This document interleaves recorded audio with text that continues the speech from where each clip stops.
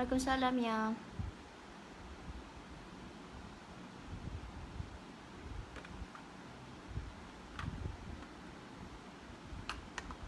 Okey, kalau ada kawan-kawan yang menonton live Facebook ni yang merupakan ahli ADMC, boleh share dalam grup ADMC sebab saya tak boleh share.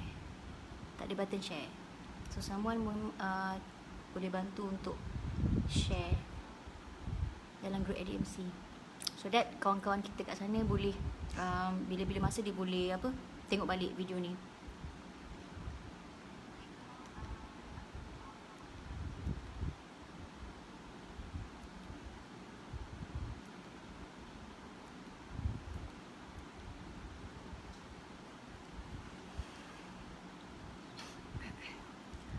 Assalamualaikum. Waalaikumsalam. Brother Nazrul.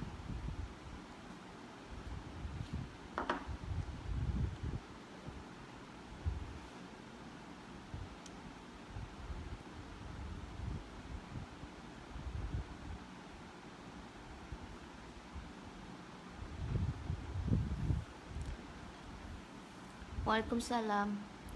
Nur Syafika. Hai adik kita.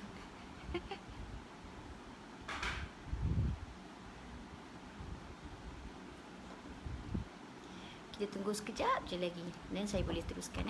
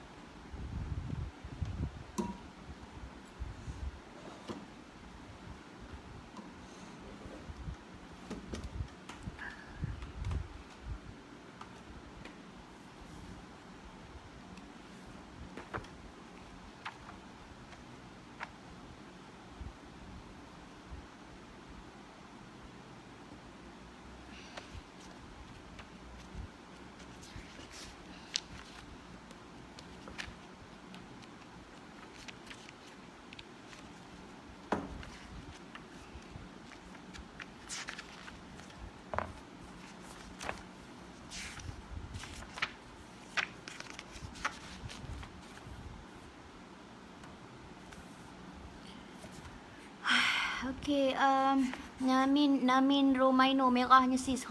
Merah lah, malam ni kita merah. Sari, salam. Hai babe. Hai Su. Siapa lagi? Haryati Hidayu Hamzah is watching. Lagi siapa?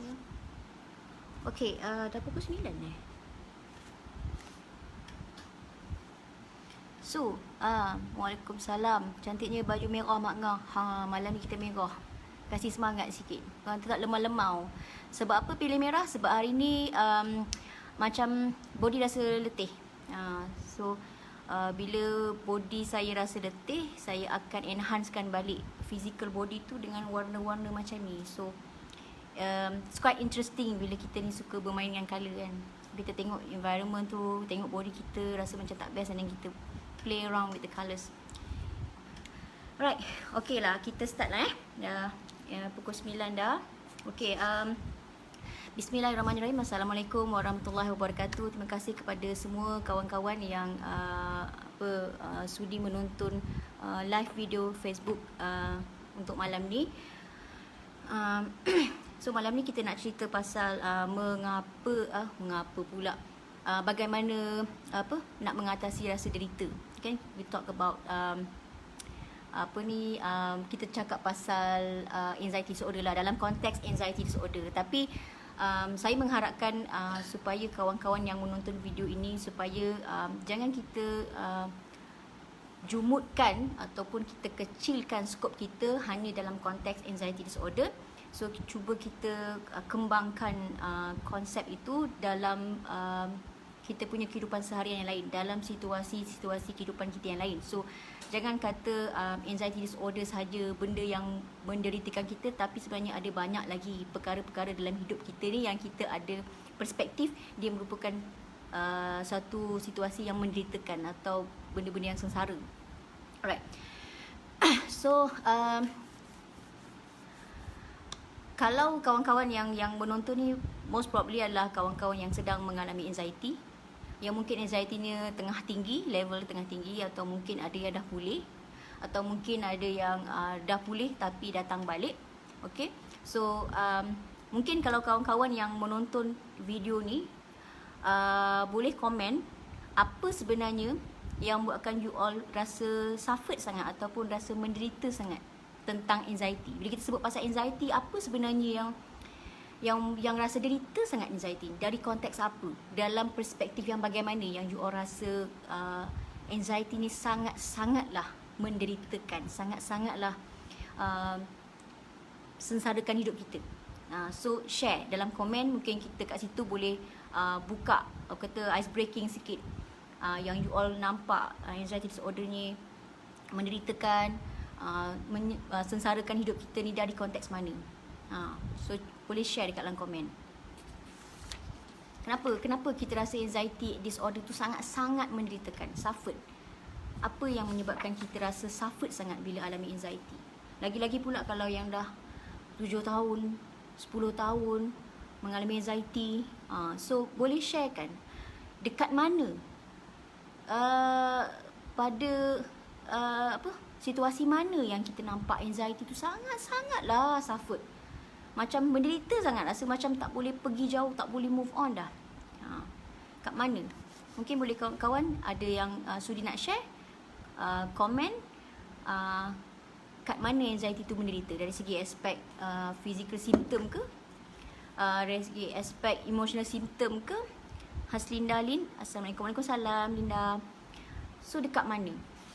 So sebab anxiety disorder ni ramai yang dah ramai dah yang mengalaminya sekarang ni. So ada yang rasa suffered anxiety ni, dia orang tak tahan dengan physical symptom. Ada yang tak tahan dengan emotional symptom. Okay, so bila kita sebut tentang anxiety, physical symptom tu lebih kepada gangguan panik, gangguan panik, serangan panik lah. Kita kena faham, sometimes orang yang ada panic attack, dia tak semestinya ada anxiety disorder.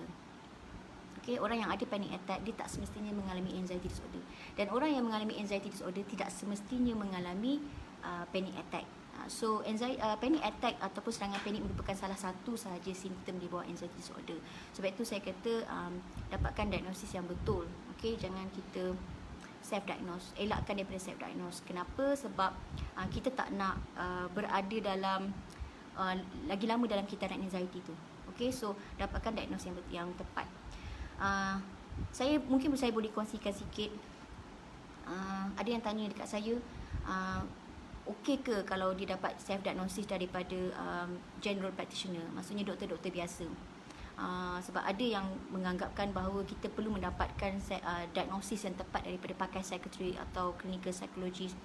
Yang itu sebenarnya lagi bagus. Kalau you dapat diagnosis yang tepat daripada pakar psikiatri ataupun clinical psychologist, itu adalah diagnosis yang paling tepat dan paling bagus. Okay? Tapi saya ada tapi, sebab pada saya kita kena faham bahawa situasi kita dengan orang lain ada yang tak sama. Ada setengah orang yang dia ada kemampuan, dia ada keupayaan untuk pergi mendapatkan appointment dengan psikiatris ataupun psikologis. Tapi ada setengah kita yang tak mampu. Dia ada banyaklah cabaran. Banyak cabaran sebenarnya. Nak dapatkan rawatan, nak pergi ke rawatan, nak pergi diagnosis tu bukan satu benda yang mudah.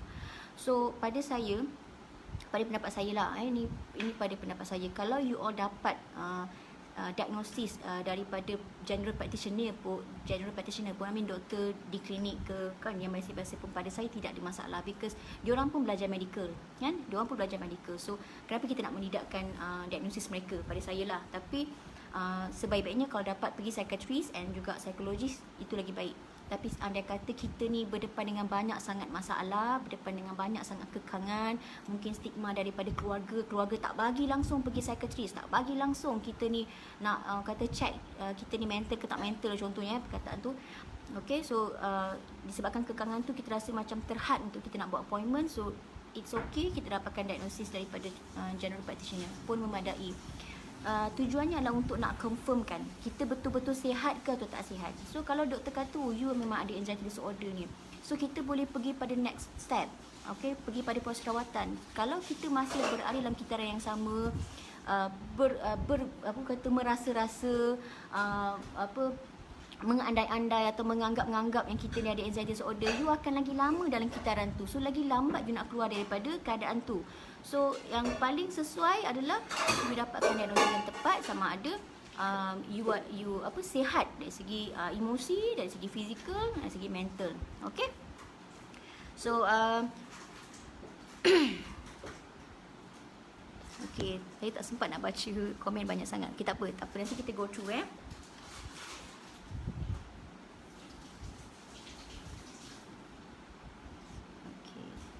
Namin kata dari segi emosi, yang paling suffer adalah dari segi emosi.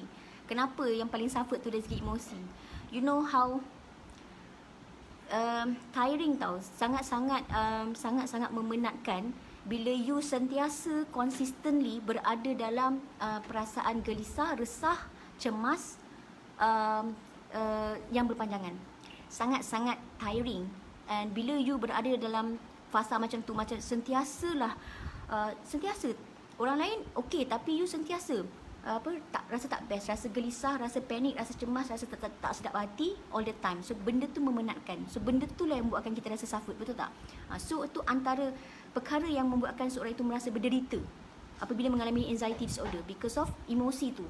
Fizikal mungkin dia dah okey, mungkin dah tak ada, tapi emosi tak boleh tahan tu part emosi tu. Rasa macam kenapa nak sentiasa rasa kecut perut? Kenapa nak sentiasa rasa panik, cemas, gelisah, resah, risau sepanjang masa? Kat situ dia nak lawan tu, dia nak caras emosi tu yang susah. Itu yang buatkan dia menderita sangat.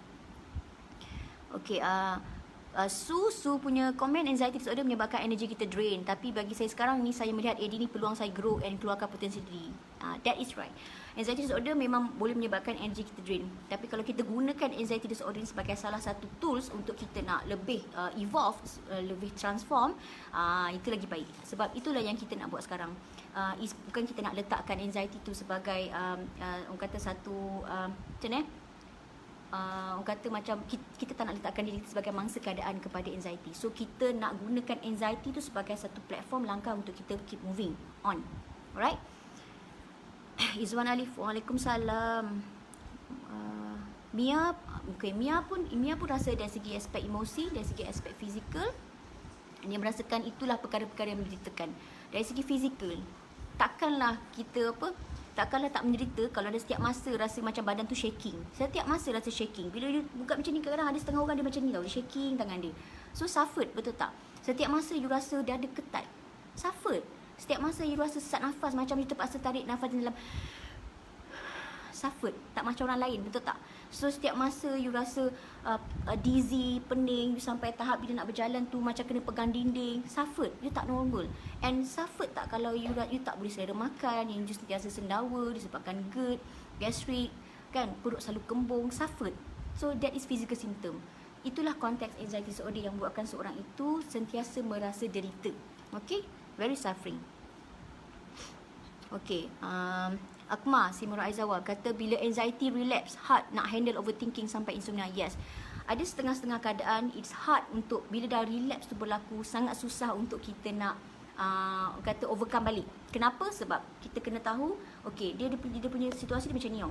Okay, dalam satu contoh you pernah kena anxiety tahun 2000 contohnya. You kena anxiety tahun 2000. Masa you kena anxiety tu, you dah gunakan contohnya 5 tools atau 5 kaedah untuk you pulih. Okay?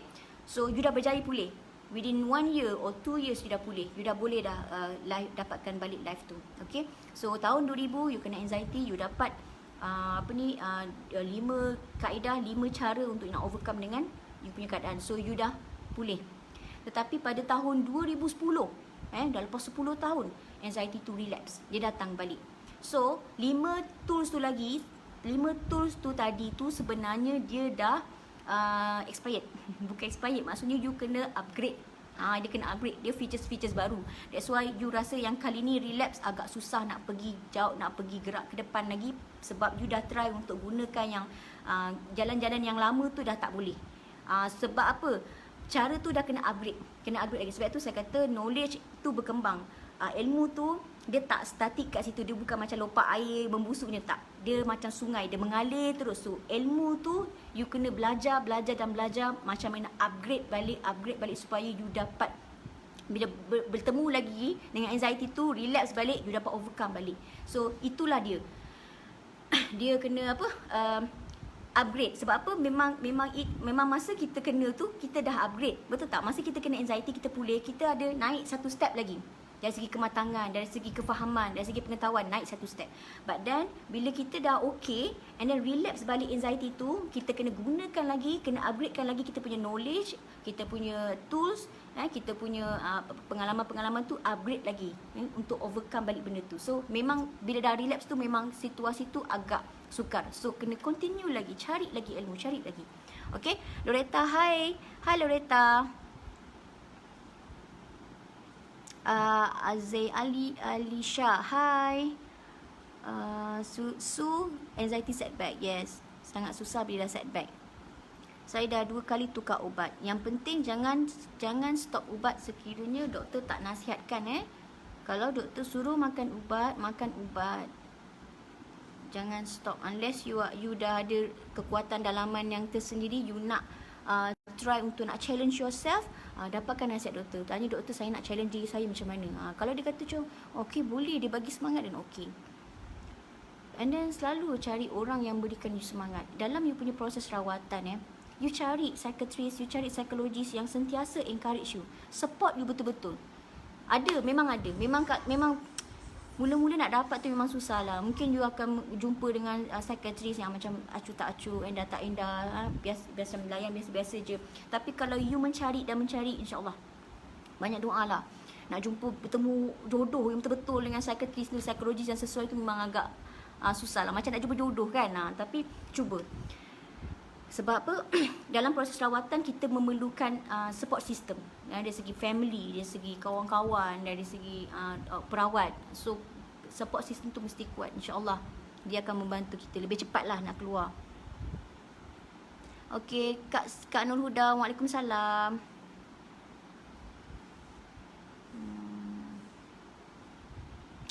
Linda Aziz, sentiasa rasa risau. Yes, sentiasa rasa risau, dia anxiety. Sentiasa risau because benda tu sentiasa risau tu adalah salah satu simptom. So banyak benda yang kita kena keep practicing untuk untuk kendalikan kerisauan tu. Bukan menghilangkan kerisauan tu, tapi kendalikan kerisauan tu supaya dia tak mengganggu kita punya rutin harian kita. Fizikal tak ada emosi je kan? Ramai yang macam tu. Sebenarnya fizikal dah okey dah, tapi tiba-tiba emosi. Ada pula yang tiba emosi dah okey, tiba fizikal pula, fizikal simptom dah datang. Okey. Alright. So tadi kita dah cerita dah pasal pasal anxiety disorder. Part mana yang seorang tu rasa suffer sangat tentang anxiety disorder. So ramai yang mengatakan bahawa simptom emosi dan simptom fizikal itulah, ada juga yang tak tahan dengan emosi, tak tahan dengan fizikal simptom. So benda tu adalah normal, it's okay. Tapi kalau kita betul-betul nak faham tentang istilah derita, penderitaan, kat mana yang deritanya kita tu, cuba kita tengok konteks luar pula selain daripada konteks anxiety. Kita bawa pada cerita harian kita. Okey, kalau kita sedang kita reflect balik diri kita, kalau kita observe balik persekitaran kita, di sekeliling kita, sebenarnya manusia ni memang kalau boleh semua benda tu dia nak kalau boleh semua benda tu nak letak perkataan derita. Semua benda tu suffer pada dia kan. Okey, kita ambil contoh macam ni lah. Kenapa saya kata manusia suka melabelkan setiap situasi tu sengsara, suffer, derita, kenapa? Okey, kita ambil contoh. Kalau lah kita ni single. Contoh kita single kan. So orang yang single kadang-kadang dia pun rasa suffer. Betul tak? Dia rasa tak happy kan? Sebab apa? Dia tak ada jodoh lagi, dia belum ada pasangan, dia belum ada momen-momen mengasihi dan dikasihi. Dia tak rasa benda tu. So dia rasa suffer inside. Kan kadang-kadang rasa cemburu bila tengok orang lain yang dah kahwin, pasangan sentiasa berada di sisi. Lepas tu dapat pasangan yang sentiasa support, kan dia rasa suffer. Orang yang single mungkin ada yang rasa macam tu. So dia rasa suffer bila tak berkahwin. Okey. Tapi bila dia dah kahwin pula, bila dah kahwin pula, suffer juga, suffer lagi. Sebab apa? Mungkin kahwin dengan orang yang salah. Mungkin kahwin dengan orang yang pasangan yang tidak, orang kata, serasi dengan kita, selalu sangat bergaduh. Mungkin dapat pasangan yang buat hal curang. So kita suffer pula dalam perkahwinan tu. So dalam situasi tu kita nampak single pun suffer, dah tak single pun kahwin pun suffer juga. So kat mana ni yang happy ni? Itu dalam konteks jodoh. Okey, cuba kalau kita tengok dalam konteks bila kita dah kahwin. Orang yang dah kahwin dia memang nak sangat dapat anak. Dia nak sangat dapat anak tapi tak ada rezeki lagi. 10 tahun tunggu tak dapat anak. So ada yang susah nak menerima keadaan tu sampaikan dia merasa derita sangat. Derita sebab apa? Yelah, nak pergi IVF, nak buat prosedur macam-macam untuk nak dapatkan anak tu pun sangat menyeksakan. So suffered. So dia rasa suffered inside. Dia rasa macam, kenapalah benda jadi kat aku? Kenapa orang lain boleh pregnant? Kenapa aku tak boleh pregnant? Contoh macam tu. So dia suffered inside. Okay, so dia tak happy. Tapi kita tak tahu juga kan, bila dia ada anak pun kita tak tahu dia suffer ke tak kan. Contoh mungkin kalau bila dia ada anak buat hal pula kan, ataupun bila ada anak tu mungkin tidak sempurna. So dekat situ pun dia rasa macam suffer, macam rasa diri dia tu, kehidupan dia menderitakan lah. Dia rasa macam, kenapa kehidupan aku macam ni, kenapa kehidupan aku tak macam orang lain. So suffered inside. So now kita nampak dia kahwin, dia ada anak ke tak ada anak pun suffered. So kalau orang tu tak bekerja, menganggur contohnya, pun suffer juga. Sebab apa? Dia tak dapat income, tak dapat nak beli belah. Orang lain boleh shopping mana-mana tapi kita tak dapat nak shopping. So suffer, rasa macam, ya kenapa aku rasa useless sangat, tak guna. Orang lain boleh je nak beli macam-macam, aku nak cari pekerjaan pun tak boleh. So dia suffer inside. Mungkin dia rasa menderita sangat, rasa macam hidup ni susah sangat untuk dia. Okay, so tapi satu hari dapat rezeki, kerja pula. Okay, dapat kerja. Tapi masa dah dapat kerja pun rasa suffer juga. Sebab apa? Berdepan dengan bos yang kaki puli, kawan-kawan pun bagi tekanan, tempat kerja jauh, tak best. So masih lagi suffer. Now cuba kita reflect balik, cuba kita tenung balik. Rupanya macam semua benda lah, macam apa pun yang Tuhan bagi kat kita, semuanya kita nak menderitakan. Semua yang Tuhan bagi kat kita tu, kita rasa macam semuanya kita rasa macam ada je lah masalah je yang tak best. So kat situ lah yang kita kena reflect balik diri kita. Cuba reflect. Apa yang dimasukkan dengan derita? Kenapa aku rasa derita? Kan? Rasa derita sebab kita rasa kita tak dapat apa yang kita nak. Tapi bila kita nak benda tu, suffer juga, menderita juga. So aku ni nak apa? Yang itu untuk kita reflect lah, untuk kawan-kawan reflect balik. Okay? Dari segi penderitaan tu, sebenarnya betul ke tak, wujud ke tak penderitaan ni. Tapi sebenarnya kalau macam apa yang saya pernah tulis dalam buku lah, dalam buku saya Kembali Kesedaran, saya ada tulis tentang mengapa kita derita. Okay, mengapa kita derita. So this is buku Kembali Kesedaran. Minta maaf yang ini dah tak ada lagi naskah hard copy. Kalau nak ada ebook boleh. Okay, so ada tajuk dalam bab 11 bahagian 9 saya cerita mengapa derita. Okay, dalam part ini saya ada ceritakan kenapa kita derita adalah sebab kita tak mengenali hakikat diri kita. Hakikat diri kita. So bila kita tak kenal hakikat diri kita, kita susah nak melihat hakikat kehidupan sekeliling kita. Kita susah nak kenal. So macam nak kenal ni, make it simple je lah. Jangan kita susah-susahkan kepala otak kita kan. Nak mengenal hakikat diri kita ni, yang the mainnya adalah kita kena tahu yang kita adalah roh. Kita adalah roh yang duduk dalam badan ini. Kita adalah roh yang duduk dalam badan ni. Itu pun semua kita tahu. Ada roh. Kita roh yang duduk dalam badan ni. So badan ni sebenarnya adalah kita punya kenderaan sahaja. Okay, badan ni adalah pinjaman, kenderaan sahaja. Tapi kita adalah roh yang berada dalam badan ni. So dengan adanya roh tu, barulah kita boleh bergerak. So kenderaan ni, kereta ni, kita ni roh tu umpama pemandu lah, driver dalam kereta. Bayangkan dalam sebuah kereta tu adalah badan kita, jasad kita. So dalam kereta tu ada pemandu, driver tu adalah roh. Okay, so begitulah analoginya lah. Okay, yang simple, yang mudah. So kita masuk dalam badan ini. Okay, kita perlu adanya tenaga-tenaga yang membuatkan kita boleh bercakap, boleh berfungsi. So badan ini diberi beberapa features lah, beberapa aplikasi dari aspek intelligence, akal, fikiran. Allah bagi kita apps, dalam kita punya kejadian ni ada akal fikiran, ada emosi, perasaan tu ada physically ni ada. Okay, so inilah benda-benda yang Allah bagi. Bila roh tu dimasukkan dalam kejadian ini, so itulah benda-benda yang kita dapat. Okay, so roh tu kalau dari segi pembacaan umumnya sifatnya adalah bersih, murni, bliss, dia bliss, rahmat, kasih sayang. Itu adalah sifat-sifat fitrahnya.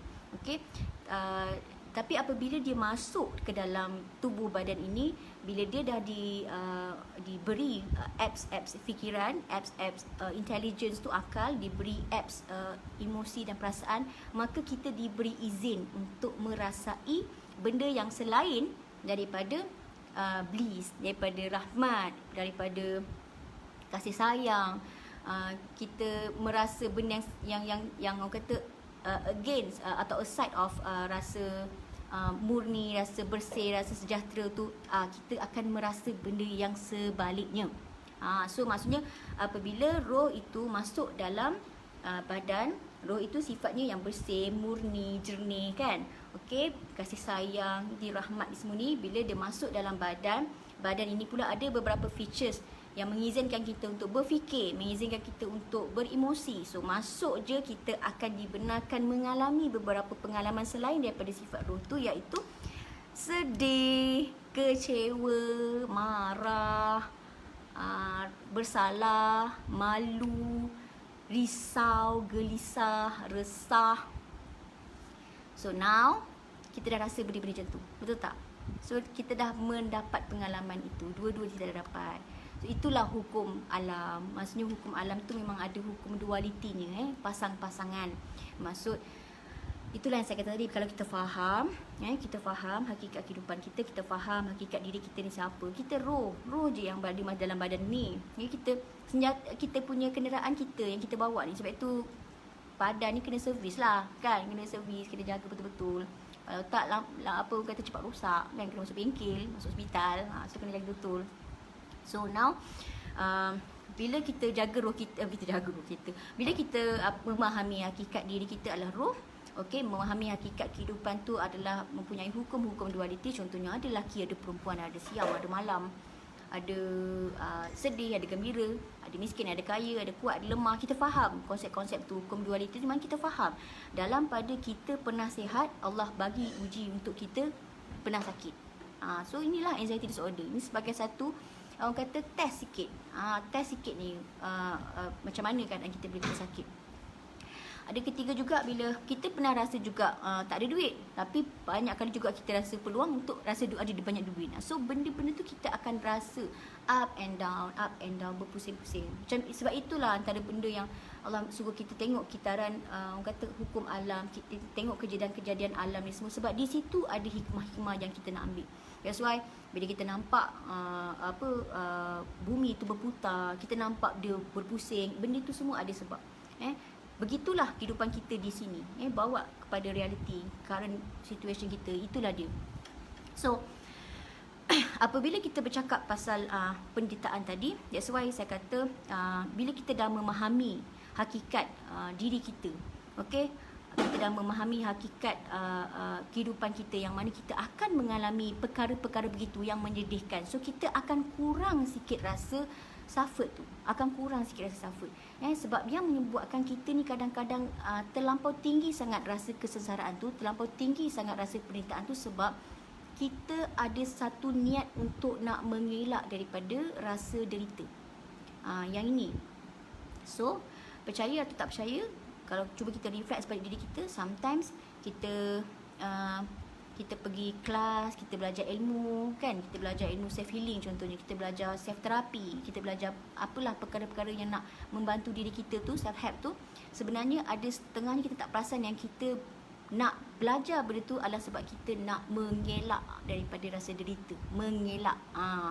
So bila kita mengelak benda yang memang dah hakikatnya wujud dekat dalam dunia ni, sebab itulah kita makin bertambah suffer.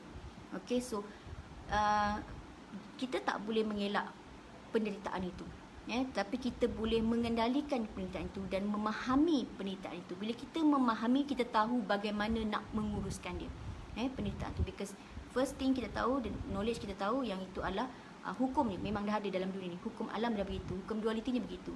Siang malam, sengsara happy. Sengsara tenang contohnya. Okey. So kita dah faham kat situ.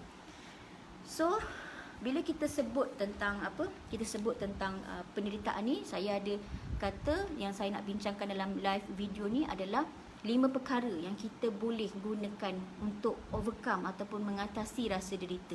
Okey, yang saya kata tadi, bila saya sebut perkataan mengatasi rasa derita, bukanlah kita mengatasi tu maksudnya kita nak menafikan yang kita sedang derita. Maksudnya bila kita memang tengah suffer, memang kita tengah down, memang kita tengah rasa physical symptom, memang kita tengah rasa physical kata emotional symptom. Bukanlah kita nak menafikan benda tu, kita nak mengelak benda tu daripada rasa. Bukan macam tu. Bukannya kita mengatasi rasa derita tu, mengatasi anxiety disorder tu dengan cara mengelak. Bukan mengatasi anxiety dengan kata kita nak mengatasi tu, kita tak nak mengalaminya. Bukan begitu. Mengelak, avoid tu adalah sebenarnya akan create lebih banyak benteng dalam you punya life. You block lagi banyak, you block. So you mengelak. Bila you elak, you block something. You elak benda, you block something. So open, buka, accept benda tu. Bukan kita mengelak daripada merasai benda tu. Bila kita rasa aku tak suka benda ni, aku tak suka anxiety disorder ni dengan aku, apa pasal dia datang balik ni, apa pasal you dah kata bila you tak suka dia, you bagi attention dekat dia, dia akan lagi power. Anxiety disorder ni dia punya tricksnya adalah bila you bagi attention pada dia, the more you bagi attention pada dia, perhatian pada anxiety tu, dia akan lebih power, lebih kuat.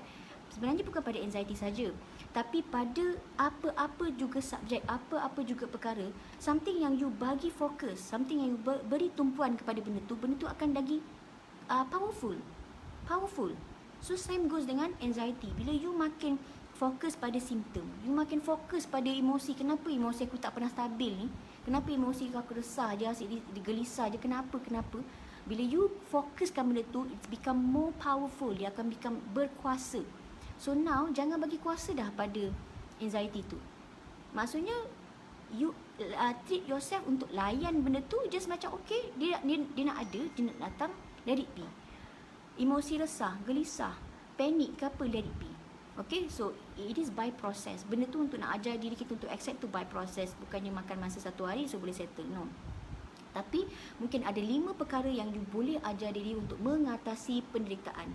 Mengatasi penderitaan anxiety disorder ke, atau mengatasi penderitaan yang lain ke dalam kehidupan you. Apa juga bentuk penderitaan yang you rasa dalam kehidupan. Dia tidak terhad kepada konteks anxiety, tapi you applykan kepada lain-lain bentuk kehidupan you. Okay? So 5 perkara yang you boleh gunakan untuk mengatasi rasa derita adalah yang pertama, balance atau seimbang. Yang ni mungkin someone kalau rajin boleh catatkan dekat dalam komen. First is balance, seimbang. The law of balance, keseimbangan. Kedua, okay, observation, perhatikan. Ketiga, acceptance, penerimaan. Keempat, grateful, bersyukur. Kelima, serve, beri perkhidmatan. Yang ni kita kupas nanti. Okey. So bila kita sebut pasal mengatasi penderitaan, saya kata tadi bukan maksud mengatasi penderitaan tu adalah kita mengelak penderitaan, tapi kita mengatasi dia adalah kita berada di atas penderitaan itu. Bukanlah kita tenggelam sama-sama penderitaan tu, tetapi kita ni berada di atas penderitaan tu. Sebab itulah kot dia nama perkataan mengatasi. Atasi, maknanya kita atas penderitaan. Mengatasi anxiety, kita mesti atas daripada anxiety tu. Mengatasi ni, kita kena atas daripada subjek itu. Atas, letakkan diri kita atas kepada keadaan tu, supaya kita tidak menjadi mangsa keadaan kepada anxiety, tidak menjadi mangsa keadaan kepada apa jua bentuk penderitaan. Okey, mengatasi atas daripada penderitaan tu. Okey, faham? So now sekarang bila tahu konsep tu, bila ada rasa benda-benda tak best dalam diri you, no, I have to become powerful. I have to become atas daripada keadaan ni. Aku kena become master of myself. Aku yang kena jadi master kepada diri aku sendiri. Akulah yang kena instructkan badan aku apa yang aku perlu buat. Aku kena beri arahan kepada fikiran aku apa yang fikiran aku perlu fikir. Aku yang kena instructkan hati perasaan aku bagaimana dia patut merasa. Aku yang patut untuk kendalikan kenderaan ini. As a roh tu, kita yang kena kendalikan dengan kekuasaan yang Allah dah bagi, intelligence yang Allah dah bagi dekat kita, sentiasa minta dekat dia. Itulah yang digunakan untuk kita nak mengendalikan kita punya kenderaan tubuh badan ni. Okay? So, mengatasi, ingat yang first thing adalah bagaimana nak mengatasi penderitaan. Pertama, kena faham mengatasi tu adalah meletakkan diri kita atas daripada apa jua bentuk penderitaan, termasuk anxiety disorder. You kena jadi winner, atas. Jangan jadi mangsa.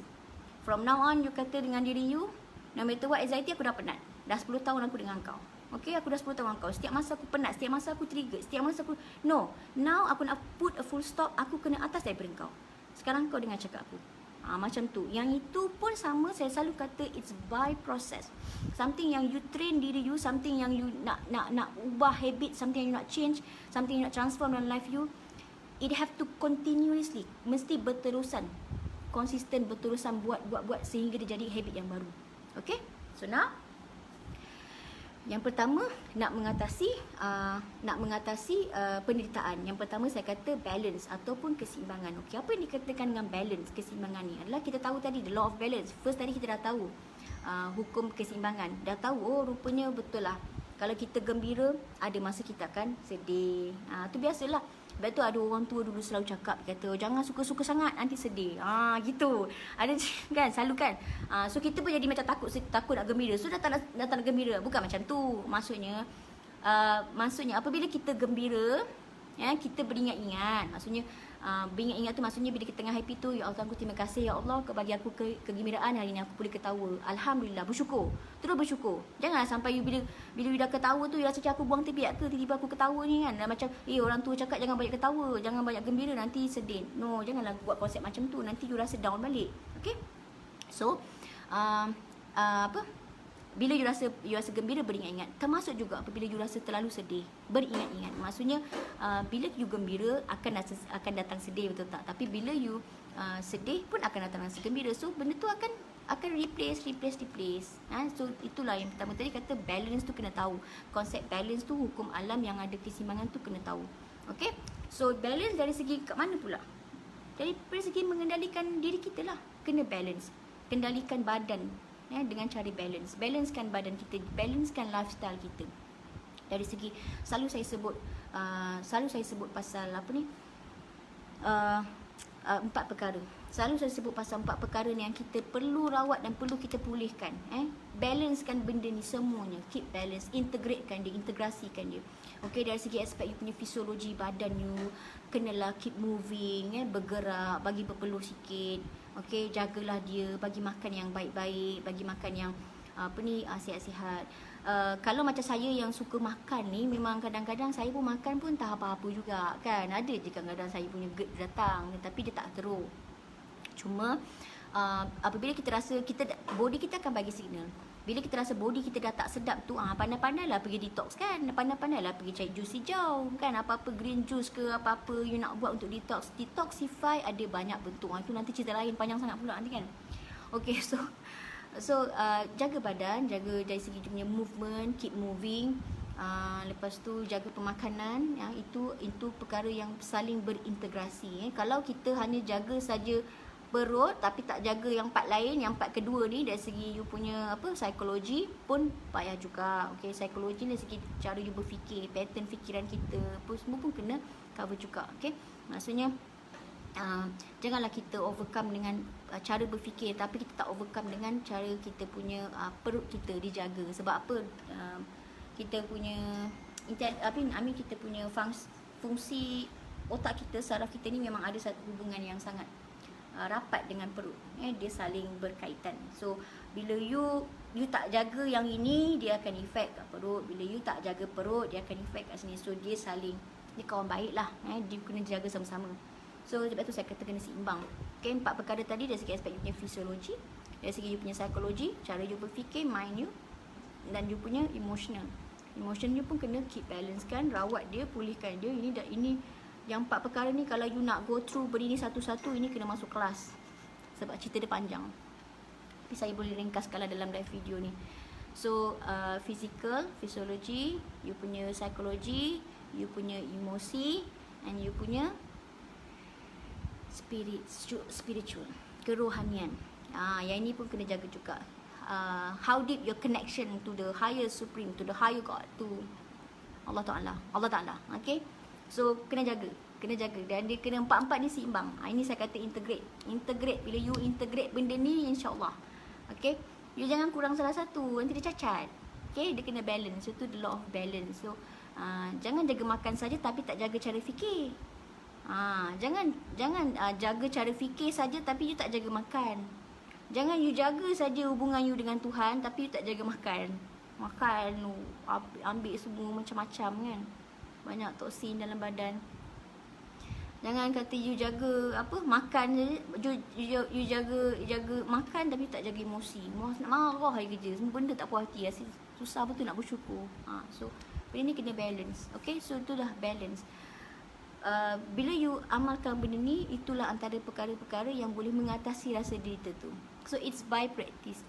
Kena practice. Dah tahu, dah catat tadi, kena practice. Jangan ambil dia sebagai teori saja. Sebab apa yang saya ceritakan ni, kalau you tak practice, dia macam on paper saja. Dia takkan nampak kesan. Second, observation. Ini pun antara salah satu. Kalau you dah keep balance kan tadi benda tu, you nak gabungkan dengan observation pun boleh. Observation is maksudnya you perhati, you just observe. Maksud observe tu adalah observe lah. Observe,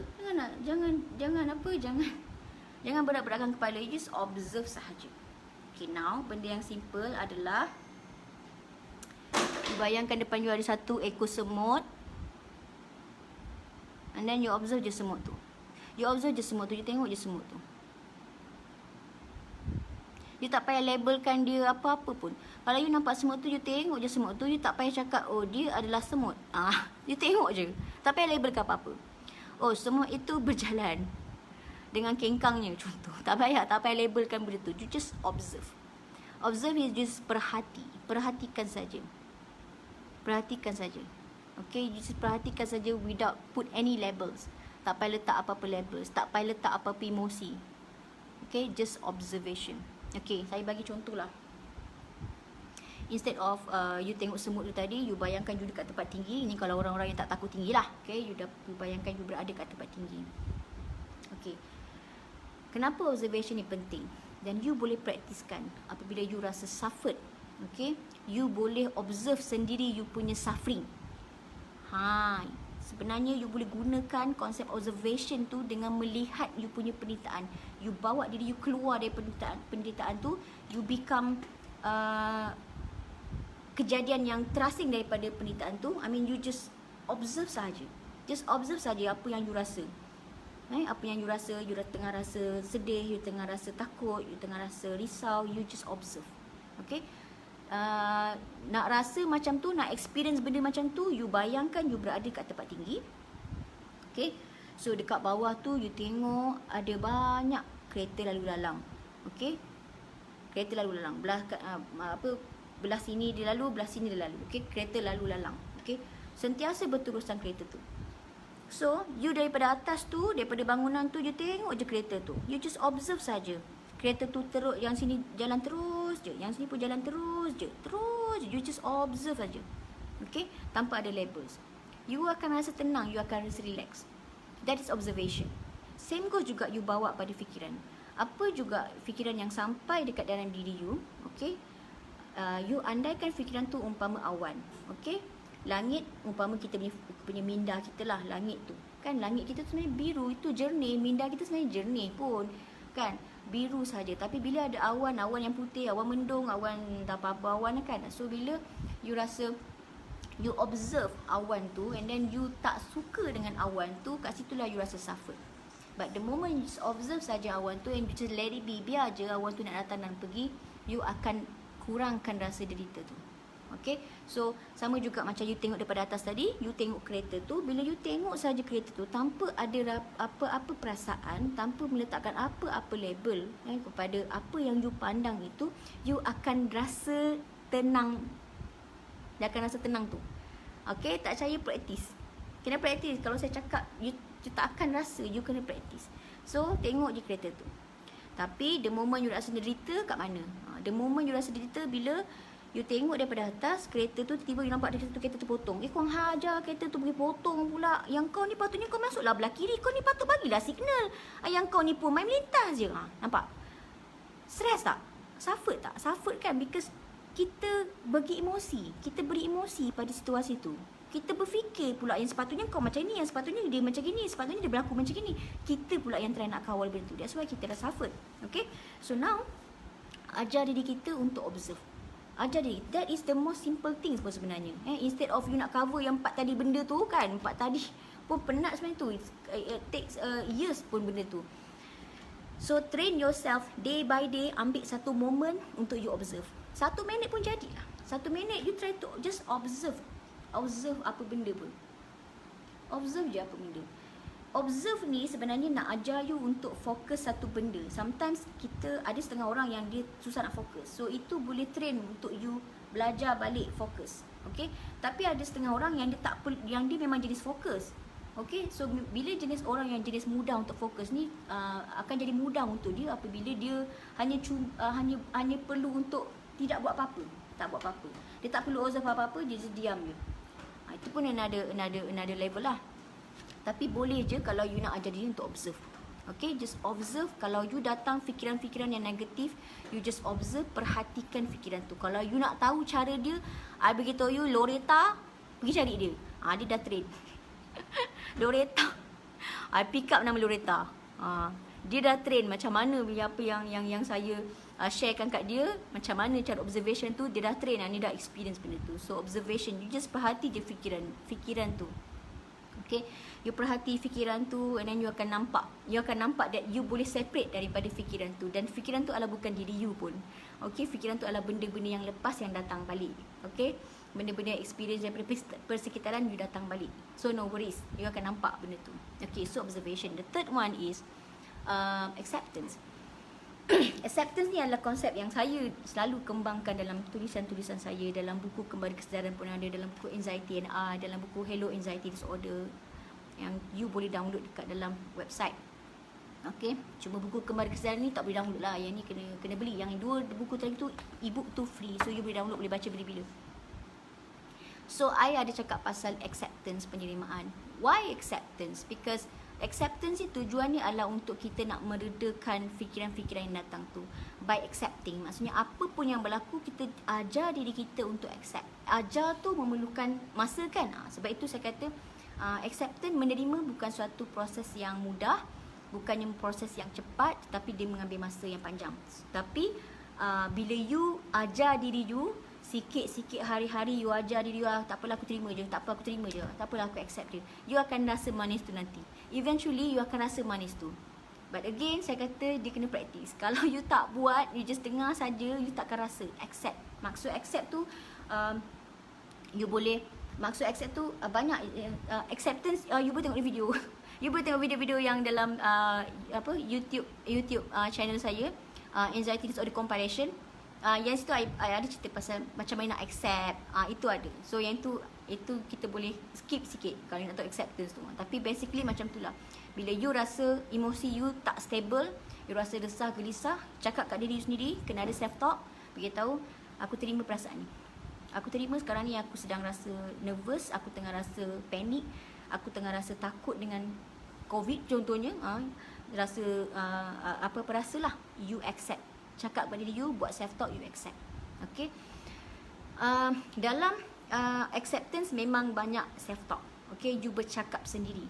Bercakap sendiri bagus. Sebab apa? Dia seperti memberi arahan balik kepada telinga you, supaya telinga you beri signal pada otak dan dia dengar. So self talk tu bagus. Sentiasa bercakap dengan diri sendiri. Beritahu, Nas, sudahlah Nas, dah berapa bulan dah kau dalam keadaan macam ni? Sampai bila? Stop. Keep moving on. Macam tu, cakap kat diri kita macam tu. Meaning that kita ni macam cakap dengan body kita, instruct mind kita, instruct hati kita, instruct semua benda supaya that's it, keep moving on. Okay, because yang the powerful tu adalah yang dalam kita, ruh. Inilah ruh yang power tu. So dia ada kuasa untuk memberi arahan. Dan kuasa tu yang beri tu siapa? Yang pencipta kita lah. Sebab tu kena bersandarkan dia balik. Dia yang bagi kita tenaga tu, beri kita benda yang hidup kat dalam ni. So kita belajar kendalikan dengan bijak. Okay. So itu ketiga. Yang keempat adalah grateful, bersyukur. Ini pun antara salah satu teknik yang boleh digunakan untuk kita mengatasi penderitaan. Sebab ada situasi di mana situasi-situasi yang menderitakan tu sebenarnya adalah perkara yang kita boleh syukuri akhirnya. Mula-mula memang nampak tak boleh nak bersyukur. Waktu kita kena tu memang suffered, rasa macam tak boleh, aku tak boleh accept. Tapi bila kita mengajar diri kita, tak apalah, apa pun alhamdulillah aku bersyukur.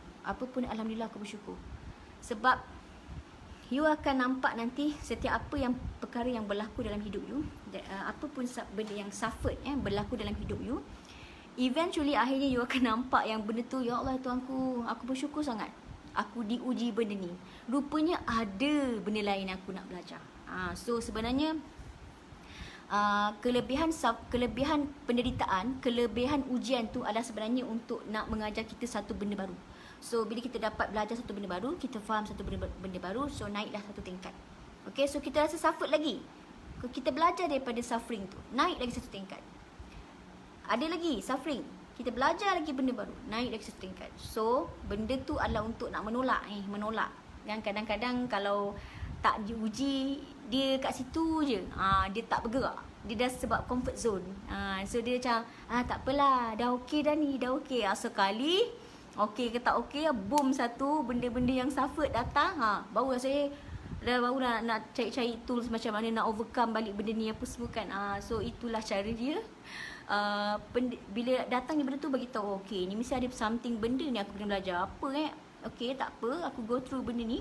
Okey, memang suffered, memang aku hari-hari nangis, memang hari-hari aku marah, memang hari-hari aku, tapi aku yakin rasa benda ni aku akan belajar ni, mesti ada benda. Itulah dia sebenarnya, itulah yang you akan nampak nanti. Tapi sentiasa ajar dia untuk bersyukur. Ya Allah, aku bersyukur, aku dapat, tak apalah, ni ujian ni mesti ada benda ni, aku bersyukur, alhamdulillah. So kadang-kadang ada yang kata macam susahnya nak bersyukur sebab apa? Rasa macam dia rasa life dia tak best, rasa life dia sangat tak best. So susah, macam mana aku nak bersyukur benda yang memang aku tak rasa, aku tak boleh nak syukurkan pun, memang tak best, hidup aku memang tak best. So susah nak bersyukur. Okey, salah satu caranya adalah fakekan benda tu, fakekan kesyukuran tu. Okey, maksudnya tak apalah, kalau memang tak rasa pun you just sebut je lah, sebut fake. Sebab nanti you, walaupun nampak palsu, tapi nanti bila benda yang you selalu cakap, selalu sebut akan hadir perasaan tu balik. Okay, so sebut tu memang nampak fake, memang palsu, but it's okay. Itu salah satu cara. Okay, selalu cakap, contoh tengok cermin, tengok, ya Allah Tuhanku, terima kasih ya Allah kau bagi aku badan ni. Terima kasih ya Allah kau bagi aku jasad ni. Terima kasih ya Allah, walaupun badan aku di tengah sakit, tapi kau bagi aku jasad ni. Alhamdulillah, terima kasih. Fake kan, you tak rasa buat apa, tapi you sebut. Nanti benda tu bila you dah jadi habit, lama-lama you akan datang perasaan tu. Allah akan izinkan datang perasaan tu. So just become fake dululah, tak apa, tak ada masalah. Sebab itu kadang-kadang ada setengah orang, dia nak transform hidup dia nak change, dia nak berubah. So dia nak jadi baik contohnya. Tapi bila nak jadi baik tu susah, sebab dia rasa macam, aku rasa nak buat baik, tapi aku rasa fake sangat kan. Tapi nak buat macam mana kalau dia tak fakekan benda tu, dia tak boleh nak melangkah lebih jauh. So kena fakekan kebaikan itu. Biarlah kebaikan tu memang hari tu tak ikhlas, tapi dia buat kebaikan tu sebab dia nak challenge diri dia ni, sebab dia nak ubah. Jadi kalau dia tak tak hipokritkan dia punya kebaikan tu, bagaimana dia nak orang kata lebih nampak lagi banyak kebaikan, lagi nak buat lebih banyak kebaikan dan lebih buat banyak kebaikan. So orang yang nak berubah, mula-mula dia memang rasa macam fake. Orang yang nak transform, dia akan rasa macam mula-mula macam tipu sangat aku ni lah, macam hipokritnya, macam betul ke aku ni, macam dia dapat rasa yang sebenarnya dia buat tu tak ikhlas. Dan orang pun mungkin akan dapat rasa yang dia sebenarnya tak ikhlas pun. But it's okay. Itu adalah first step dia untuk nak berubah. So memang mula-mula tu nampak fake, tapi lepas dia dah sentiasa buat kebaikan, lama-lama keikhlasan tu datang. So kalau you tak start, daripada kepura-puraan tu, bagaimana kita nak dapat yang real tu. So pura-puralah buat kebaikan itu supaya you datang hasil yang betul-betul ikhlas.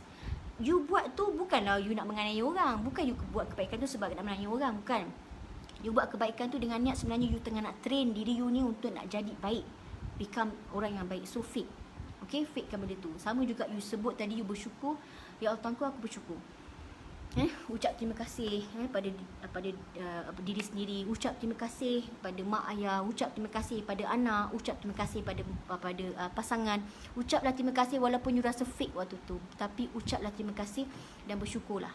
Sebenarnya kalau kita betul-betul reflect diri kita balik, duduk balik, bayangkan sebenarnya dalam 365 hari tu sebenarnya berapa kali yang sebenarnya kita nangis. 365 hari tu berapa kali yang sebenarnya kita marah. 365 hari tu berapa kali yang sebenarnya kita betul-betul rasa kecewa. Bukan hari-hari. Duduk balik tengok. Bukan hari-hari kita menangis.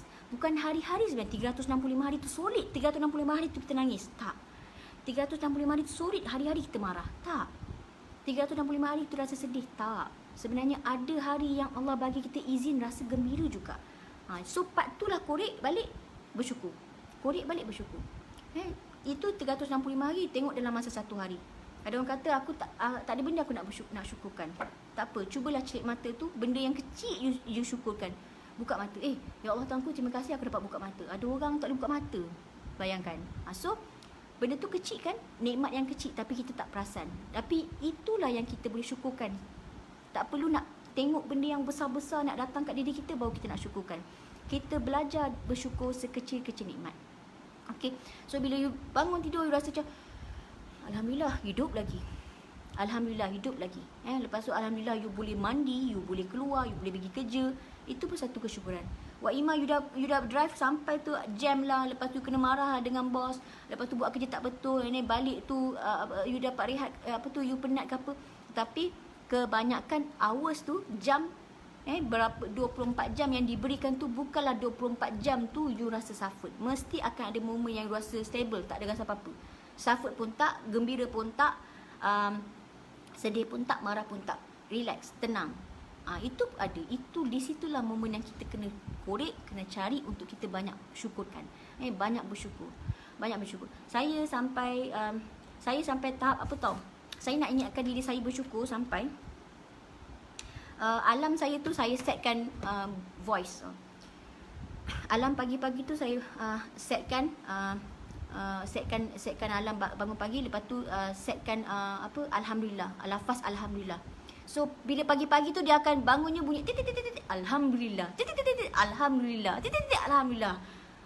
Tapi saya tak bersyukur pun. Nampak tak? Dia susah sebenarnya, tapi dia adalah satu langkah proses. Maksudnya macam mana you nak start ajar diri you, train untuk nak bangun pagi tu bersyukur. Macam mana?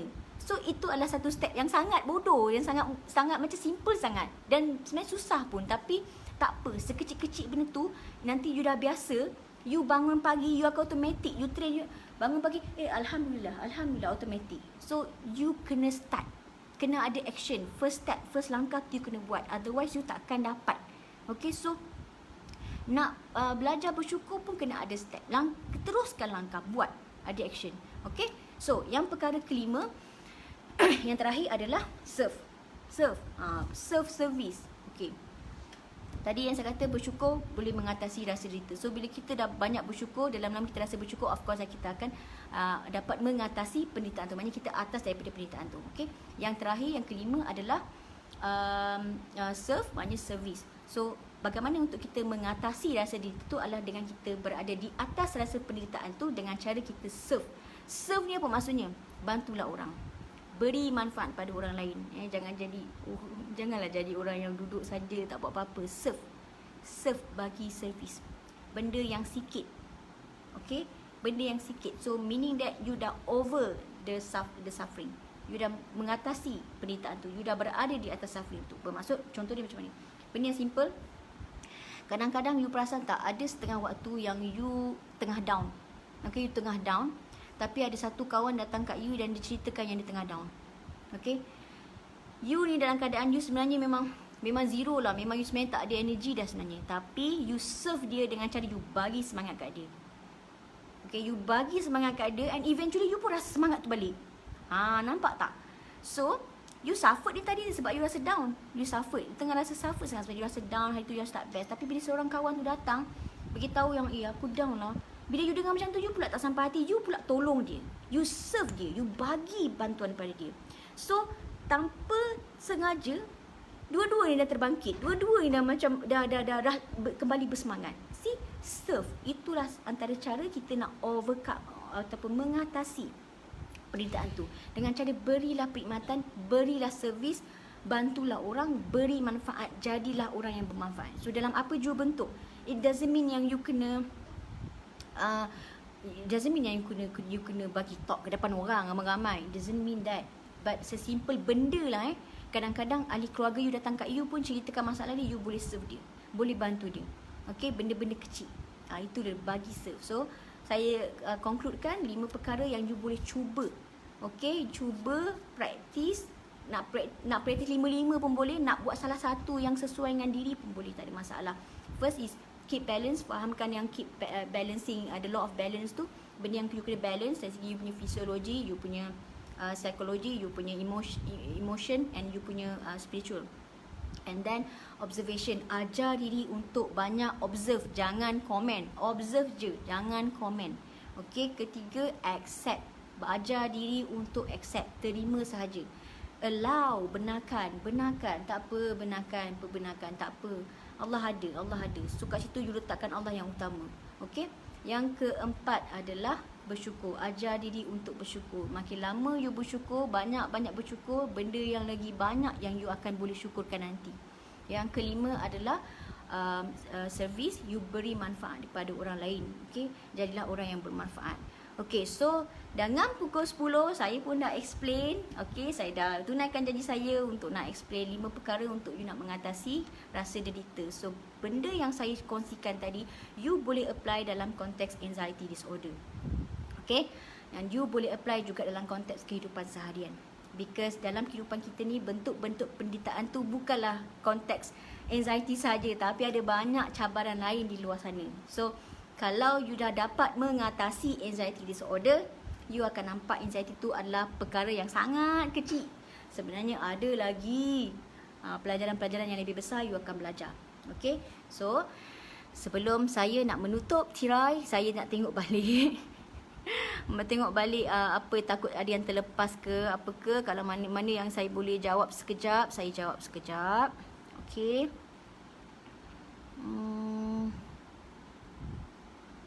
Haslinda Lin setuju. Okay. Linda Aziz, hi Sis Nas. Hi Linda. Okay lah. Saya tak ada rasa gigil tapi hari-hari rasa risau tanpa sebab. This is anxiety attacks. So macam yang saya selalu kata, apa yang saya kongsikan, apa yang saya dah kongsikan cerita saya ataupun pengalaman saya, boleh untuk praktis. Sebab sometimes kalau kita tak praktis, you takkan dapat rasa and keep consistent. Atau kalau tu you kena belajar untuk bereksperimentasi dengan cara yang lain. Mungkin apa yang saya kongsikan tu tak sesuai untuk diri you. Okay, so cuba untuk bereksperimentasi, gunakan cara lain. Okay, cari ilmu yang lain. So ilmu ni dia tak jumut. Jangan jumutkan ilmu. Dia bukan satu saja, dia banyak. So kalaulah jalan A ni you rasa tak sesuai, okay, janganlah mengentam orang A tu. You pergi cari jalan B. Okay, so cari. Sebab kita ni ada macam-macam keperluan, macam-macam background. So sesuaikan dengan diri you. Physical, Haslinda kata physical okey, emosi okey, tapi persekitaran tak okey. Saya pernah merasakan persekitaran yang tak okey. So apa yang saya buat adalah bila kita dah cuba untuk letakkan diri kita dalam persekitaran tu, okey, contoh kalau kita bayangkan persekitaran yang toksik lah, kita dah challenge diri kita, dah letak dah diri kita dalam keadaan begitu selama beberapa tahun, and sampai satu tahap kita rasa dah tak boleh, so tak boleh lah. Jangan paksa diri. Sebab kita kena tahu kita punya manusia ni ada dia punya tahap-tahap resistant. tahap-tahap ketahanan dia. So ada benteng 1, benteng 2, benteng 3, benteng 4, benteng 5, benteng 10 contohnya. So bila kita berada dalam persekitaran toksik, kadang-kadang benteng 1 dah roboh, kita teruskan lagi. Lepas tu benteng 2 dah roboh, kita teruskan lagi. Ada benteng 3 ni, teruskan lagi. Dah sampai benteng 10 dah memang habis roboh dah. Dah tak boleh dah. Janganlah paksa lagi, habis hilang benteng awak tu dah. So kita sendiri tahu kat mana kita perlu berhenti, stop dan keluar daripada persekitaran tu. Kita kena istikharah, dapatkan petunjuk untuk keluar daripada persekitaran tu. Sebab bukan bermaksud bila kita keluar daripada persekitaran tu kita kalah. No, bukan. Sebab kadang-kadang kita kena faham. Contoh kita bayangkan persekitaran tu adalah sebuah sekolah. Kadang-kadang kita nak belajar satu benda tu bukan dalam satu sekolah yang sama. Tukar sekolah. Nanti you dah tukar sekolah baru you belajar. Bukannya kita belajar macam contoh kita pandai tu, maksudnya kita masuk tadika tu terus pandai. Tak. Lepas masuk tadika tu pergilah masuk sekolah rendah. Belajar lagi.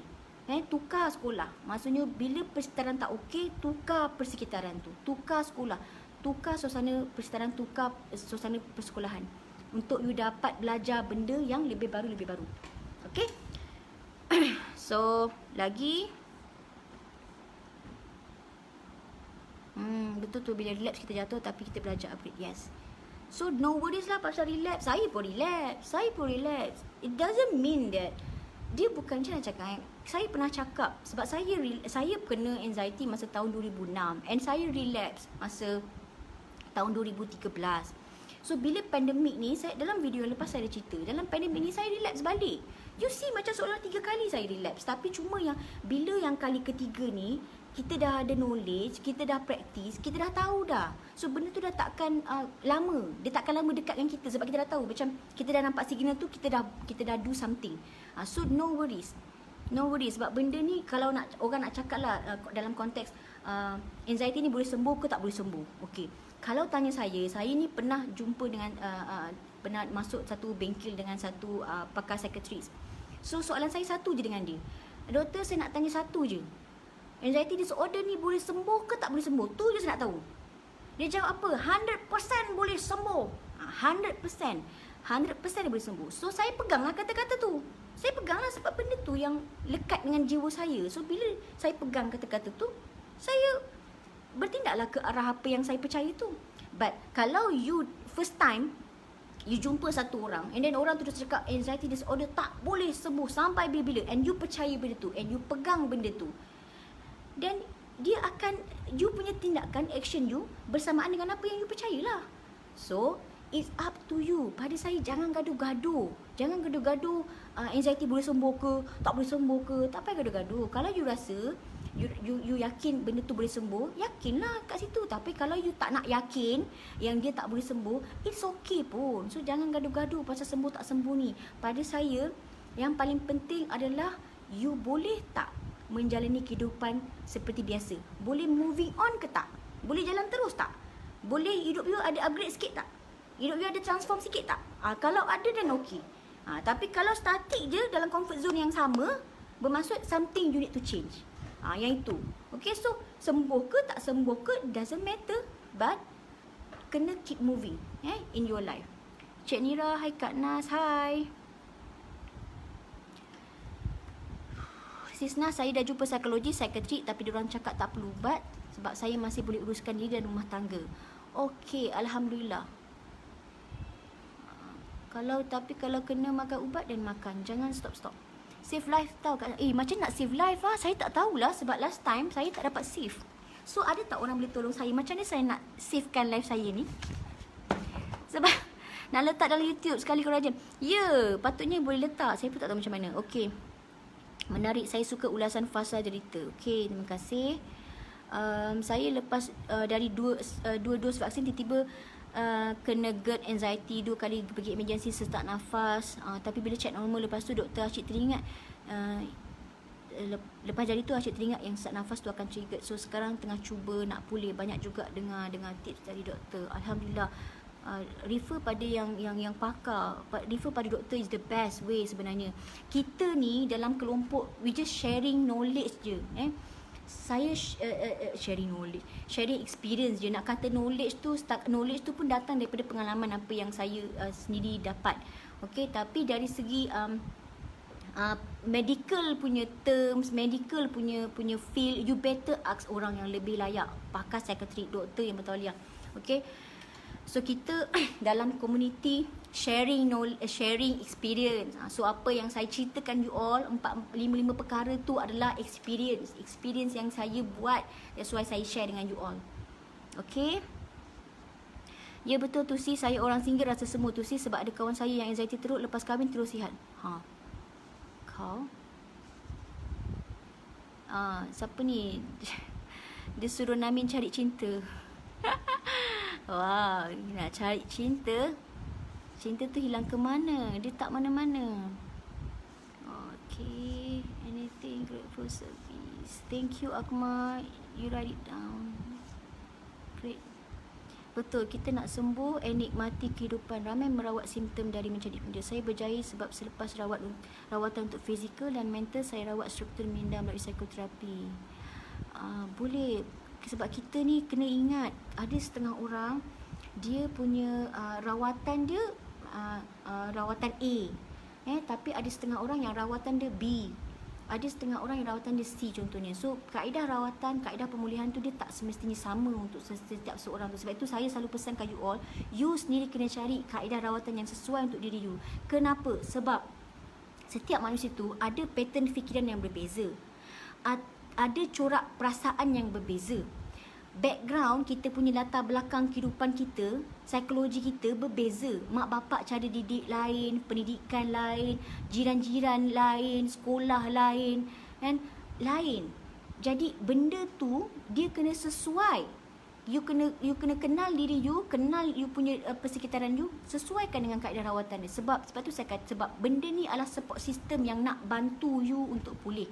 That's why saya selalu merasakan bahawa kaedah rawatan tu bebas ikut masing-masing punya keinginan, yang terbaik untuk you.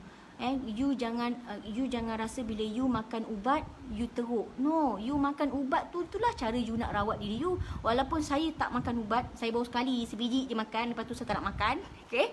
Tapi saya tak mengentam ubat. Kalau saya selalu cakap, if one day saya kena makan ubat, ubat anxiety contohnya, saya akan makan. Tak ada masalah pun. Kan? So jangan kita blockkan benda tu, just open.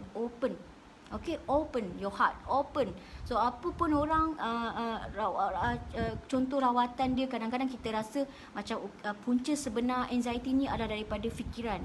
Ya, untuk orang tu ada setengahnya yang punca anxiety tu daripada fikiran totally. Tapi ada orang yang dia punya puncanya adalah datang daripada faktor lain. Okey, 4 faktor saya sambung sikit 4 faktor 4 faktor ataupun 4 punca yang berlakunya anxiety ni berbalik kepada yang saya kata tadi. Yang saya kata suruh overcome 4 benda tu, itulah dia. Ada orang faktornya fisiologi dia yang menyebabkan dia kena anxiety. Ada orang yang faktor psikologi dia menyebabkan dia kena anxiety.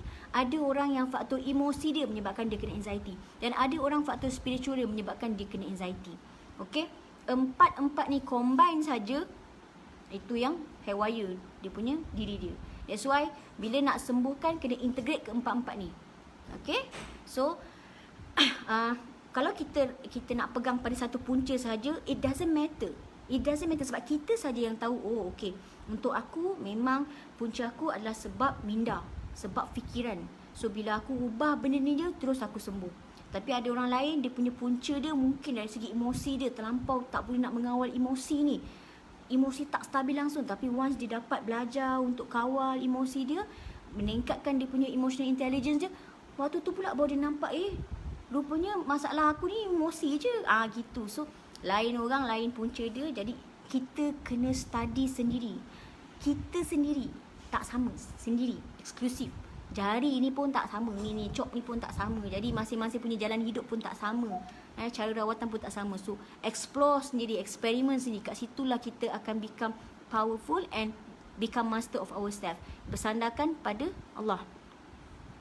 Okey, alias Ahmad, konsisten tu benar. Itulah maksud beramal dan ilmu plus istiqamah. Yes, istiqamah is consistent and istiqamah, konsisten dia konsep yang sangat-sangat berat. Okay, susah nak buat. Sebab itu yang itu kena minta kekuatan daripada Tuhan juga. Sebab seriously bukan senang nak istiqamah susah. Celery juice bagus for you to detox. Lagi semua itu kengkang. Ya, itu yang saya saya masukkan tadi. Okey, siapa lagi?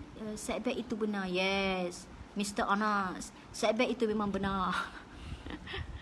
Fakekan kesyukuran itu, nanti selalu sebut akan datang real one. Yes, tak apalah, kita memang susah nak bersyukur kadang-kadang sebab tak terbiasa. Syukur ni dalam arti kata yang mudahnya terima kasih. Susah kadang kita nak orang buat kebaikan, kita nak ucap terima kasih pun kadang kita main yang kata buat tak tahu je. Orang kita order Grab food, ambil dah belah, tak ada cakap terima kasih pun kadang-kadang ada orang susah sebab dia tak biasa kan. Tapi it's okay, belajar untuk fakekan benda tu, nanti dia akan datang yang keikhlasan tu. Okay, apa lagi? Fabi ayyi ala rabbikuma tukadziban. I just like this one. I like it. Maka yang mana satu di antara nikmat-nikmat Tuhan kamu yang kamu hendak dustakan? I just love it. Boleh ikut juga ni. Alhamdulillah. Okay, setuju, terbaik. Alhamdulillah, penjelasan yang sangat jelas. Thank you Nas, welcome. Kak Nas, mungkin boleh macam mana kita nak hilangkan rasa cemburu tengok orang lain sihat kita tak sihat? Macam mana kita nak hilangkan rasa cemburu tengok orang lain sihat kita tak sihat? Okey, jangan tengok orang. Tak payah tengok orang lah. Kalau kita tengok orang kita cemburu dia, tak tengok orang. Kita tengok diri kita balik. Itu very simple. Tak payah tengok orang. Bila you buat comparison diri you dengan orang lain dan perbandingan tu membuatkan you jatuh, jangan buat perbandingan tu. Tapi kalau you buat satu perbandingan, comparison yang membuatkan you lebih naik, you lebih nak transform, dan juga jadikan dia sebagai inspirasi. Okay, tapi bila you tengok orang tu, you rasa cemburu, just tinggalkan dia, you balik pada diri you balik. Diri you balik. Kat mana? Kat mana diri you? Sebab you kena ingat, macam saya suka kata, tahap-tahap kita manusia ni berbeza. Berbeza. In fact, kalau seseorang tu dah mencapai tahap ketenangan contohnya, dia capai tahap bliss, peaceful dalam hidup dia lah. Peaceful tu pun sendiri ada tahap-tahap dia. Okay, peaceful tu sendiri ada tahap-tahap dia. Ada yang orang tahap 1, baru tahap 1, tapi dia rasa tenang ni, cuma tahap 1 je. Orang kedua, dia rasa tenang. Kejap sayang, saya punya bateri. Apa ni? Ada orang yang dia dah masuk dia tenang tapi dia cuma tahap 2 saja contohnya. Okey, ada yang tenang tapi baru tahap 6, belum sampai tahap 7 yang betul-betul total punya peaceful lah contohnya. So kena ingat. Okey, kena ingat, cakap kat diri sendiri, it's okay, tak apa kalau aku baru tahap ni, aku nak kerja apa, it's okay. So kena ingat, syurga pun ada tahap-tahap dia, betul tak? Tingkat 1, tingkat 2 sampai tingkat 7. So kita dalam proses pemulihan juga ada tahap-tahap dia. So kalau orang tu dia dah sampai tahap pemulihan, tahap yang ke-6 contohnya, biarkan. Okey, kita ni kena tengok kat mana kita punya tahap dan keep moving on. Okey, kalau kita duk tengok orang kat atas je selalu, kita tak gerak-gerak. Okey, tak gerak-gerak pasal kita duk tengok orang atas. Tengok orang atas. Tapi kalau kita tengok orang atas, kita nak kejar sama, nak ikut inspirasi, tak apa. Tapi kalau kita tengok duk jadi geram, jadi akan mengganggu kita punya proses pemulihan. Okay, so bila setiap kali je rasa cemburu tu datang, ingatkan diri, it's okay, itu life kau. Itu life kau, ini life aku. So kalaupun kita nampak orang tu dah sembuh, adakah kita yakin yang dia tak ada benda lain yang dia tak deritakan? No. Ada cabaran yang lain sebenarnya kita tak tahu. Itu kehidupan dia. Dalam pada you all nampak ni saya bercakap kat depan you all ni, you all rasa saya ni tenang ke sentiasa? Tidak semestinya. Okey. Tapi sebab saya pernah mengalami rasa derita tu, jadi saya tolong kawan-kawan supaya tak payahlah nak rasa sangat derita tu lama-lama. Derita tu memang akan sentiasa ada. Poinnya berapa lama hampa nak rasa benda tu. Jangan lama sangat. Orang lain pun sedih. Kita boleh rasa sedih. Kita boleh rasa marah, kita boleh rasa malu, kita boleh rasa bersalah, kita boleh rasa risau, kita boleh rasa takut. Tapi persoalannya berapa lama kita nak berada dalam tempoh tu. Okay, so sekarang ni back to question tadi. Kalau orang tu sihat, dia dah sihat, you rasa cemburu, just jangan tengok dia, ignore. Because Saya juga pernah merasai perasaan-perasaan cemburu begitu. Tapi apa yang saya buat adalah saya just ignore je lah. Saya dah tak tengok dah. Dah tak tengok. So saya fokus pada diri saya balik. Okay, focus on yourself. Betul, ilmu luas berbagai background. Yes. Kak Nas mungkin boleh explain how to overcome the feeling when we feel the life is cruel to us. Bagaimana kita nak overcome dengan perasaan when we feel the life is cruel to us. Like, macam saya sebutkan tadi. Bila kita rasa yang kehidupan ni sangat-sangatlah kejam kat atas diri kita. Sangat-sangat kejam kat atas diri kita. Okay? Just always put yourself above the situation. Sebab itu saya kata, itu penderitaan kan. Bila you rasa yang kehidupan tu sangat kejam pada diri you rasa menderitakan, very suffer. So itulah yang saya kata tadi, overcome dia, letakkan diri you dekat atas. Okay? Bagaimana you nak jadikan diri you supaya you boleh accept kehidupan-kehidupan yang you rasa kejam, yang you rasa menderitakan. Okay? Ada sebenarnya ada banyak perkara bila kehidupan kita rasa kejam ke, rasa tak kejam ke. Pada saya, it is back to ajar diri kita untuk learn to accept that. Learn to accept that memang kita ada persepsi itu. Jangan kita rasa macam jahatnya aku sebab aku merasakan kehidupan ni kejam. Faham tak? Sebab ada orang dia tak nak rasa macam tu, tapi the fact is dia rasa kehidupan tu kejam dekat dia. So orang lain yang rasa macam tak baik kau rasa macam tu, tak baik kau rasa kehidupan tu kejam. Sebenarnya kehidupan tu bagus, sebenarnya kehidupan tu indah. Yelah tu kau cakap, ni apa yang aku rasa. So the first thing is you have to accept apa yang you rasa. Okay, bila you accept benda tu, dia akan become pure, dia akan dissolve, dia akan hilang. Okay, accept yang you sedang rasa bahawa dunia ni kejam. Ya, aku memang accept, aku terima yang aku sedang merasakan bahawa dunia ni sangat kejam ke atas diri aku. You accept benda tu. Bukannya you accept dengan cara you membenarkan bahawa dunia tu memang kejam. Bukan membenarkan, tetapi you accept bahawa itu yang you rasa. You terima yang you sedang rasa itu. Bukannya you membenarkan yang dunia tu memang kejam. Nampak tak dia punya different perspektif tu? Yang kat situ yang lebih halus tu yang you kena teach yourself. Untuk mengatakan pada diri sendiri, okey, aku terima yang aku sedang merasakan yang dunia ini kejam. Tapi bukanlah membenarkan bahawa dunia itu kejam. Because kalau ikutkan yang sebenar-benarnya, macam saya kata, dunia tu memang ada kejam. Betul tak? Kan saya kata hukum duality kan. Tapi dalam pada kejam sebenarnya banyak gila kasih sayang, banyak gila rahmat yang kita, kalau kita fokuskan pada tu, kita akan nampak. So ajar diri kita, bila nampak je benda-benda yang kejam kat atas diri kita tu, okey, fokus benda yang mendatangkan rahmat. Fokus benda-benda yang kata yang boleh meningkatkan rasa kasih sayang. Rasa-rasa cinta. Tengoklah benda apa, cuba tengok benda-benda yang indah, yang boleh meningkatkan rasa bliss ataupun rahmat ataupun kasih sayang, rasa perasaan cinta tu. So yang situasi kejam tu memang akan ada sebagai background kita, tapi untuk kita tak nak fokuskan tu sangat, kita fokuskan kepada benda-benda yang lebih bliss, lebih syukur. Okay. But still it's by process. Dia adalah proses dan it's a journey. Okay, you don't expect that bila you rasa benda tu dia akan hilang macam tu. Tak, it's a journey and you have to keep practicing. Mia, terima kasih sama-sama. Persekitaran tu sis KL, punca dari family kita sendiri tak boleh elak. Siapa kata tak elak?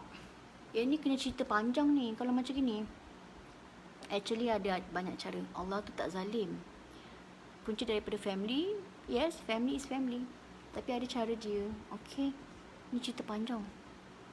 Sama VR saya pun mula dapat 26, yes. Yes, anxiety memang boleh sembuh 100%. Ya. Terpulang pada kita yang kita ada hak untuk buat pilihan. Macam you all lah, ada yang pilih nak vaksin lah, ada yang pilih tak nak vaksin kan. Itu boleh pula nak buat pilihan. Yang 4 sembuh tak nak pilih, pilihlah, ikutlah you all nak pilih mana. Sembuh tu atas perspektif masing-masing. Yes, ikutlah perspektif apa yang kita nak. Okay, saya di bulan 8 2016. Okay, baby steps, it's important. Consistently is key. Keep moving, growing, recovery is possible. Yes. kau kena ambil ni Su, kau copy balik, kau apa paste dalam kau punya posting Su, biar orang lain pun baca. Bagus. Kalau on off tu tak, makna kita tak sembuh. Sembuh tu atas perspektif kita. Kalau kita boleh hidup normal seperti dulu, makna okey lah. On off tu biasa akan ada, bukan makna on off tu kita sakit tak sembuh. Yes, itu bukan maksud. Bila kita rasa benda tu on and off, kita rasa macam oh aku ni macam ada lagi. Kalau macam tu, macam kita dah identify diri kita pada anxiety. So kita dah attachkan diri kita pada anxiety. So bila you rasa macam oh aku ada anxiety dan benda tu on and off, maksudnya kita identify, kita lekatkan diri kita pada benda tu. Tapi once kita dah pernah rasa recovery tu, dah pernah rasa kita pulih tu, pegang benda tu. So bila kita datang balik benda tu, kita cakap dia tu, tak apa. Benda ni memang aku tahu akan ada datang balik, tapi aku pernah pulih dan dia akan boleh datang balik pulih tu. So on off tu memang biasa, tapi the question is you boleh keep moving tak dengan you punya life. Itu yang paling penting, keep moving with your own life. And mesti ada upgrading something, mesti ada transform something. Okay?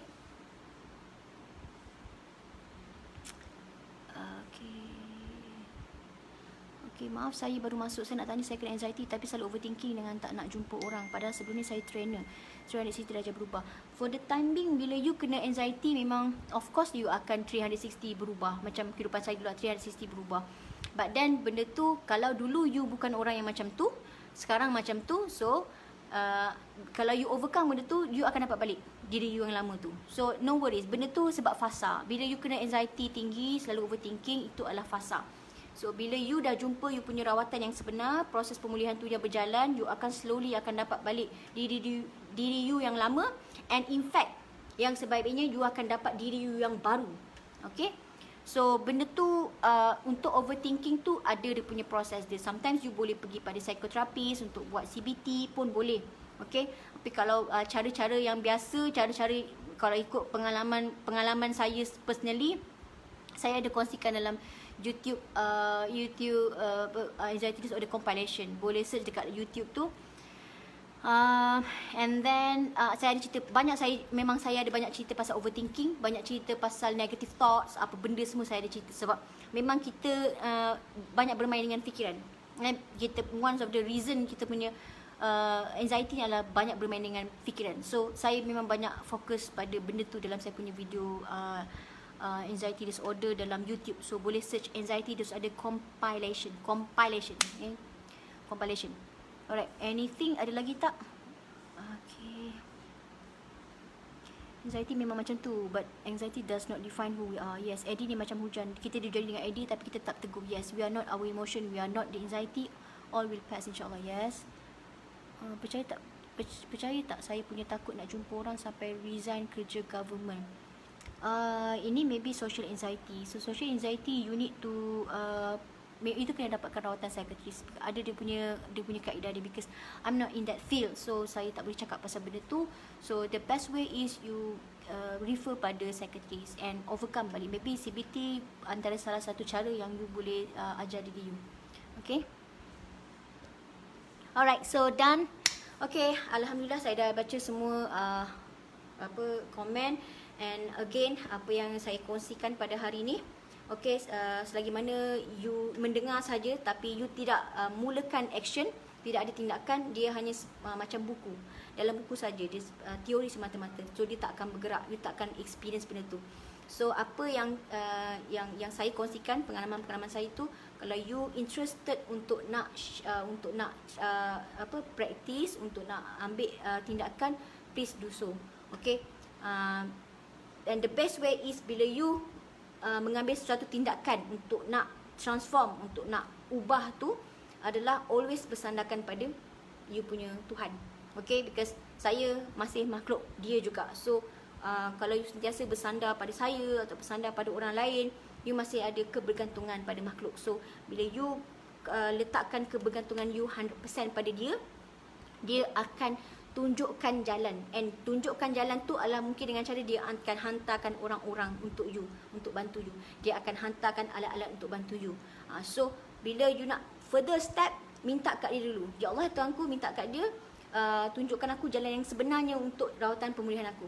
Dan dia akan tunjukkan. So kat situlah jalan yang benar untuk you. So kalau you tak gunakan first step tu dulu, nanti you akan bercelaru. Sebab apa?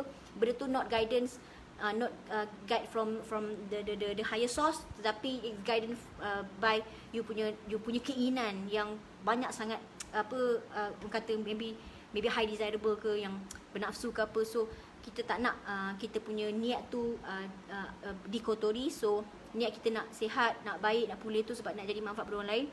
So minta daripada dia, selalu doa dekat dia, beri aku petunjuk jalan mana yang sesuai untuk aku. So just buat and practice. Bila you dah dapat benda tu, bila you tengok je atau you baca je atau you nak dengar je, you rasa oh this is the one. So you buat, you practice. Okay, tapi kalau you tak practice and then you give up, you rasa macam tak ada apa-apa pun, tak ada rasa pun, macam mana? The first thing is, bila first time you rasa benda tu something je, macam ada perasaan tu macam, oh inilah dia, macam dah tiba-tiba rasa bersemangat kan. Itulah jalan ni. So keep moving. Sebab apa, dalam pada you dah nampak tu pun, kadang-kadang ada ujian-ujian masa di pertengahan you nak proses pemulihan tu. Sebab itu ada istilah hati berbolak balik. Faham tak? Hati berbolak balik. So kadang-kadang kita dah jumpa jalan, tapi masa dah jumpa jalan tu hati tiba berbolak balik. Kat situ pun minta balik dekat dia. Sebab itu dalam proses pengembaraan pemulihan you ni, kenalah sentiasa balik pada dia.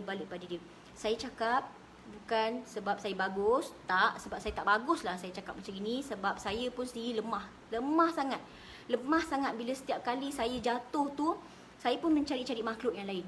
Tapi hakikatnya saya belajar sesuatu. Ujung-ujung aku minta juga kat dia. Ujung-ujung aku cari juga dia. Barulah aku tenang. Bila aku minta ke orang, mesti ada benda je tak kena. Tapi bila aku minta kat dia, sekejap je. So, pengalaman itulah yang saya kata, itulah yang you kena ajar diri kita.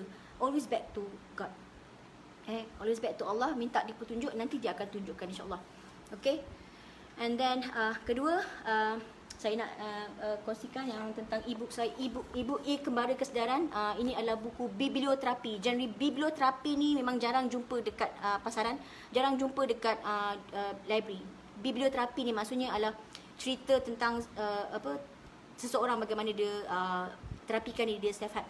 So this is Kembara Kesedaran, ada pengalaman kehidupan saya daripada kecil sampai besar. Bagaimana saya tahu punca anxiety saya, bagaimana saya overcome anxiety disorder saya. So e-book ni harga dia RM69. Yang naskah hard copy dah saya tak jual, tapi boleh dapatkan e-book RM69. Boleh email dekat saya untuk dapatkan naskah tu. Harga RM69 di virginrosevr@gmail. virginrosevr@gmail.com. Kalau you nak yang free punya Anxiety and I, Hello Anxiety Disorder, ada 2 buku e-book dalam website saya www.virginrosevr.com. You boleh download dekat situ. Kalau rasa macam susah sangat, email dekat saya hantar je, tak ada hal. And then ketiga, please subscribe saya punya YouTube channel. Sebab yang bagus ni YouTube channel ni, bila kita dah dapat 100%, kita dapat 100 orang subscribers, saya boleh terus buat live video kat YouTube. So lebih senang, lebih ramai orang boleh masuk kat situ daripada kadang ada orang tak buka Facebook, kadang ada orang tak buka Instagram. So dalam YouTube tu macam universal sangat. So kalau ada ramai-ramai boleh subscribe saya punya YouTube channel, cukup 100 orang, katanya saya boleh buat live video kat situ. So lebih senang kita nak share benda story kan. Okay, and then apa lagi? Okay, yang last but not least, kalau ada apa-apa yang saya kongsikan pada malam ni yang rasa macam tak sesuai dan tak jelas, dan rasa macam tak best, tak ngam dengan diri, just ignore dan abaikan. Kita ada banyak ilmu. Allah punya ilmu tu sangat luas. So jangan jumutkan diri kita macam rasa macam oh tak best lah benda ni, macam